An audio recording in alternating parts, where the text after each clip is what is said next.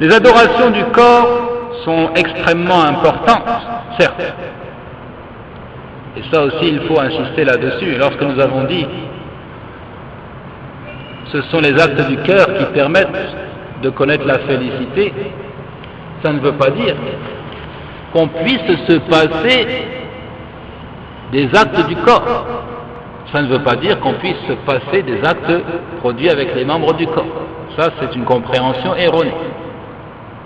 Les actes du corps sont nécessaires. Inna Allah la yanzuru ila suwarikum wa la ila ajsadikum walakin yanzuru ila qulubikum wa a'malikum.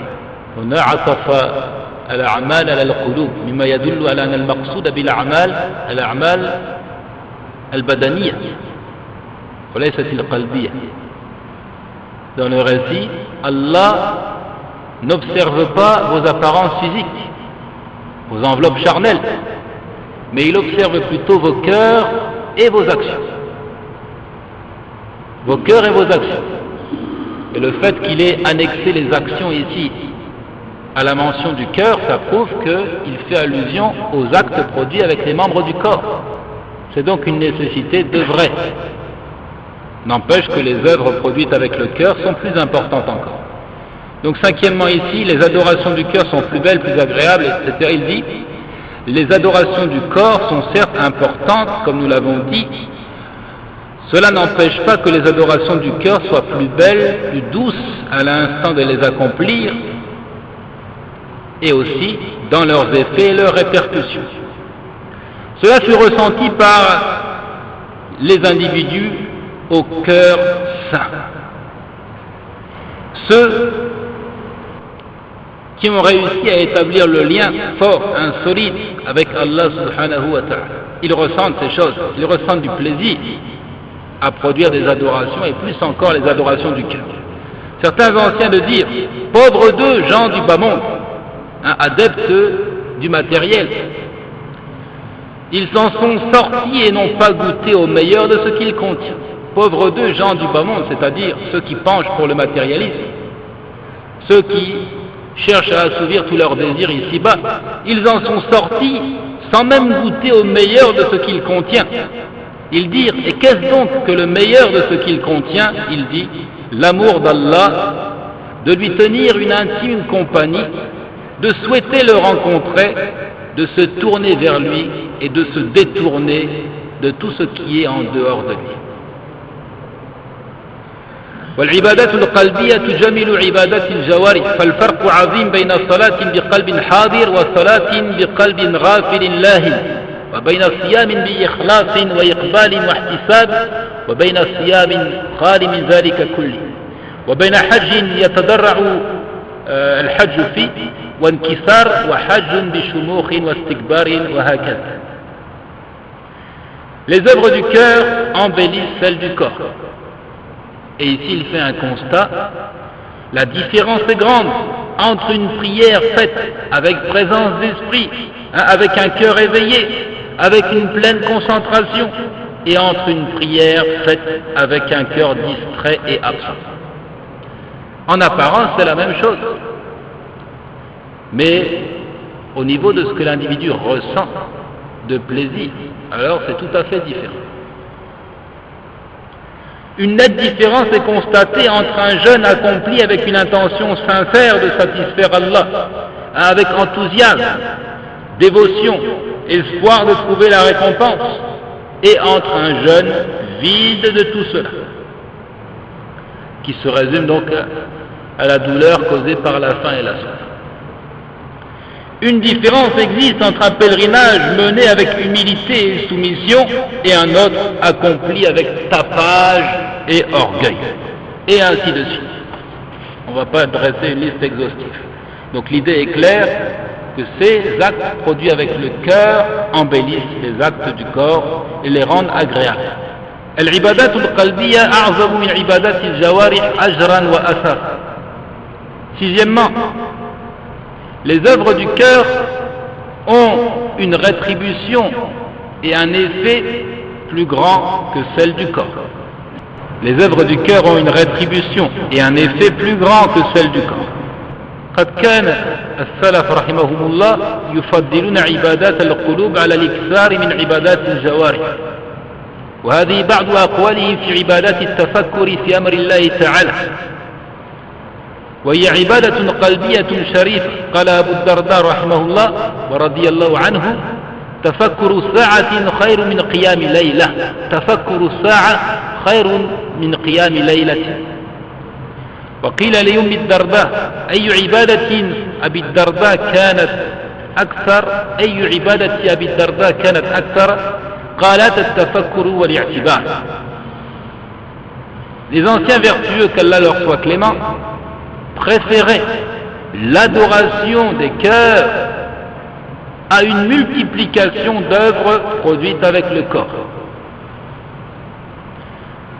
Nous illustrons cela avec les propos transmis des anciens au sujet de at-tafakkur, au sujet de la réflexion, au sujet de la méditation sur la parole d'Allah subhanahu wa ta'ala, au sujet de la méditation sur la demeure dernière. Donc cette réflexion, cette méditation, elle constitue une adoration produite avec le cœur. Abu Darda disait: la méditation le temps d'une heure est meilleure que la dévotion et la prière durant toute une nuit. La méditation le temps d'une heure est meilleure que la dévotion et la prière durant toute une nuit. Et on questionna aussi son épouse Darda, donc la femme de ce compagnon, quelle était l'adoration produite par Abu Darda de la manière la plus fréquente. À quoi est-ce qu'il s'adonnait le plus fréquemment? Et elle dit: la réflexion et le fait de tirer des leçons, al-i'tibar. Donc Abu Darda est de ces compagnons-là qui passaient de longues heures à méditer. Et il considérait cette méditation-là comme une adoration, un moyen de se rapprocher d'Allah, et il la préférait même à la production de beaucoup d'œuvres de type corporel. ووصف لسعيد بن المسيب عبادة قوم أنهم يصلون بعد الظهر إلى العصر فقال: أما والله ما هي بعبادة، إنما العبادة التفكر في أمر الله والكف عن محارم الله. On fit la description d'une adoration produite par certains à Sa'id ibn al-Musayyib, qui est du nombre des élèves des compagnons. On lui dit: certains prient depuis la prière du Zuhr jusqu'à la prière du Asr. Certains s'emploient à prier, donc de manière surérogatoire, depuis la prière du Zuhr jusqu'à la prière du Asr. Il dit: par Allah, ce n'est pas là une adoration. L'adoration n'est que la méditation de l'ordre d'Allah et la retenue afin de ne pas commettre l'interdit. Donc ici il y a plusieurs éléments. Ce n'est pas une adoration parce que effectivement ça ne relève pas de la tradition du prophète alayhi salatu wa salam que de prier continuellement depuis la prière du Zuhr jusqu'à la prière du Asr. Mais Sa'id ibn al-Musayyib nous oriente vers ce qu'il y a de plus profitable. Et il dit: l'adoration, c'est la méditation de l'ordre d'Allah et de se passer de l'interdit. وعن يوسف بن أسباد قال لسفيان بعد العشاء: ناولني المطهر أتوضأ، فناولته فأخذها بيميني ووضع يسره على خده وبقي مفكرا، ونمت ثم قمت وقت الفجر فإذا المطهرة في يده كما هي، فقلت: هذا الفجر قد طلع، فقال: لم أزل منذ ناولتني المطهر أفكر في الآخرة حتى الساعة. Selon Yusuf ibn al-Asbat, Soufiane me dit, après la prière du Isha: donne-moi de quoi me purifier afin que je fasse mes ablutions. Je lui ai donc donné et il saisit le récipient avec sa main droite.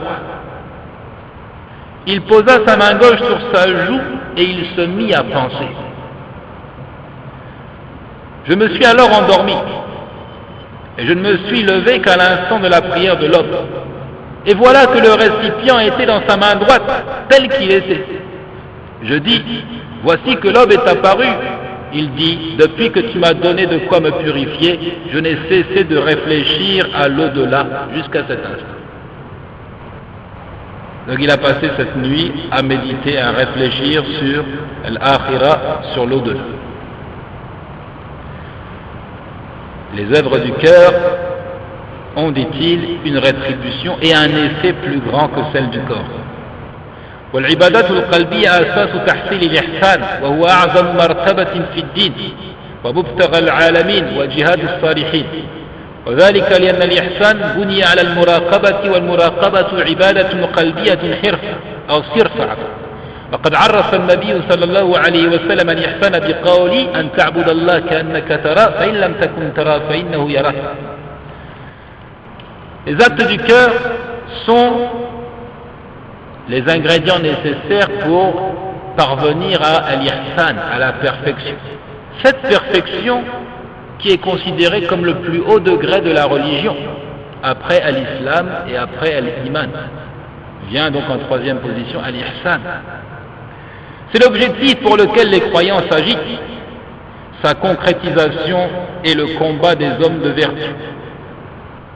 Cela car al-ihsan, la perfection ou encore bienfaisance, on peut utiliser les deux termes ici de perfection, de bienfaisance, est élaboré sur le principe de contrôle, c'est-à-dire d'avoir toujours à l'esprit qu'Allah subhanahu wa ta'ala nous surveille et de toujours surveiller Allah. Donc de toujours être attentif à la suprématie d'Allah sur son serviteur. Ce contrôle se fait intérieurement, ce contrôle se fait au fond du cœur. Et dans la définition donnée de l'ihsan par le prophète alayhi salatu wa salam, que tu adores Allah comme si tu le voyais, et si tu ne le vois pas, alors lui, il te voit. Comme dans le fameux récit de Gabriel, transmis par l'imam al-Bukhari. سابعا العبادات القلبية محركة ودافعة للجوارح. Septièmement, les adorations du cœur sont agitatrices et provocatrices de celles du corps. En d'autres termes, les adorations du cœur sont le moteur qui permet au corps de s'agiter. Et il se peut qu'il y ait des idées qui se recoupent, parce que le sujet est le même, mais on met en évidence certains points. Donc il dit ici les adorations du cœur sont agitatrices, provocatrices de celles du corps.